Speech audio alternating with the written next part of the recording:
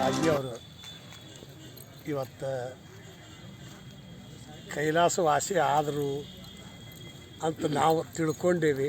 ಇಲ್ಲ, ಕಾಜಿಯವರು ಒಬ್ಬ ಜನಪರ ಕಾರ್ಯಕ್ರಮದ ಮನುಷ್ಯ ಇದ್ದ ಮತ್ತು ಸಮಾಜಕ್ಕೆ ಯಾವ ಜಾತಿ ಭೇದಗಳಿಲ್ಲದ ಎಲ್ಲರಿಗೂ ಹೊಂದ್ಕೊಂಡು ದೇವಸ್ಥಾನ ಗುಡಿ ಕಟ್ಟೋದು ಅನ್ಕೋ, ಯಾರ ಲಗ್ನ ಮಾಡ್ತಾರೆ ಅನ್ಕೋ, ಏನೇ ಇದ್ದರೂ ಅವರಿಗೆ ಸಹಾಯ ಸಹಕಾರ ಮಾಡುವಂಥ ಮನುಷ್ಯ.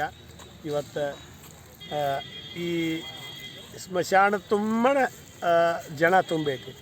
ಇದು ಕಾಜಿ ಅವರು ಗಳಿಸಿದ ರೊಕ್ಕ ಬ್ಯಾಂಕ್ನಾಗ ಇಟ್ಟಂಗೆ ಫಿಕ್ಸ್ ಇಟ್ಟಂಗಿದೆ. ಇವತ್ತಿಗೆ ಏನು ಇಲ್ಲೆಲ್ಲರೂ ಬಂದಾರಲ್ಲ, ಇವ್ರು ಕಾಜಿ ಅವರು ಗಳಿಸಿದ ಗಳಿಕಿನ ಇದೆ.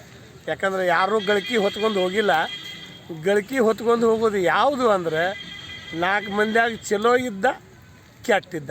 ಅದಕ್ಕೆ ಒಬ್ಬವ ರಾಜ ಇದ್ದ. ರಾಜ ಇದ್ದಾಗ ಏನು ಗಳಿಸ್ಬೇಕು ಅನ್ನೋದು ಅವಾಗ ಹಂಗೆ ಗಳಿಸಿ ಇಟ್ಟಿದ್ದ. ಹೋಗೋ ಮುಂದೆ ಇದನ್ನು ಹೆಂಗೆ ಬಿಟ್ಟು ಹೋಗಲಿ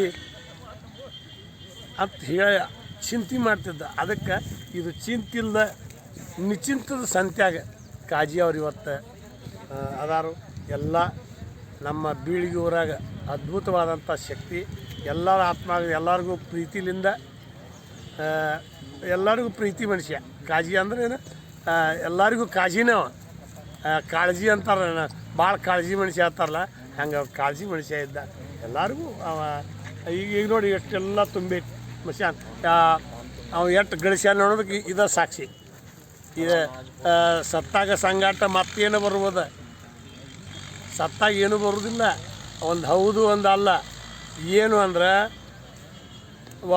ಒಬ್ಬರ ದೇವದಾಸಿ ಮನೆಗೆ ಒಬ್ಬ ಸಾಧು ಕೂತಿದ್ದ. ಒಬ್ಬ ಊರಾಗ ಹಿರಿಯ ಸತ್ತಾಗ ಕೇಳ್ತಾ ನೋಡ್ಕೊ, ಸ್ವರ್ಗಕ್ಕೆ ಹೋದ ನರಕಕ್ಕೆ ಹೋದ ನೋಡ್ಕೊಂಬ ಅಂತ.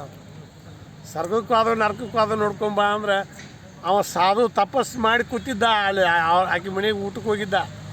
ಕೂತಾಗ ನಾ ಇಟ್ಟು ತೋರಿಸಿ ತಪ ಮಾಡೀನಿ, ಅವ್ನು ಸ್ವರ್ಗಕ್ಕೆ ಹೋದದ್ದು ಗೊತ್ತಾಗಲಿಲ್ಲ, ನರಕಕ್ಕೆ ಹೋದದ್ದು ಗೊತ್ತಾಗಲಿಲ್ಲ, ಇವ್ರಿಗೆ ಹೆಂಗೆ ಗೊತ್ತಾಕತಿ ಅಂತ. ಆಕೆ ಬಂದು ಏನು ಹೇಳಿ ಆಕೆ ದೇವದಾಸಿ ಮುಂದೆ, ಇಲ್ಲ ಅವ್ನು ಸ್ವರ್ಗಕ್ಕೆ ಹೋಗ್ಯಾಣ. ಮತ್ತು ನಿನ್ನ ಏನು ಮಾಡಿಸತ್ತಿರಲ್ಲ, ಇಲ್ಲ ಆಕೆ ನರಕಕ್ಕೆ ಹೋಗ್ಯಾಳ.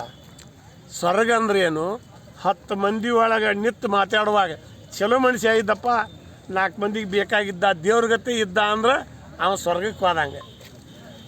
ಸತ್ತ ತಣ್ಣಗಾತು ಬಿಡು ಮರ, ಊರು ತಣ್ಣಗಾತ ಹೇಳಿ ಹತ್ತಾರಲ್ಲ, ಅವ್ನು ನರಕಕ್ಕೆ ಹೋದಂಗೆ. ಇದು ಸ್ವರ್ಗ ನರಕ ಇಲ್ಲಿ ಐತಿ.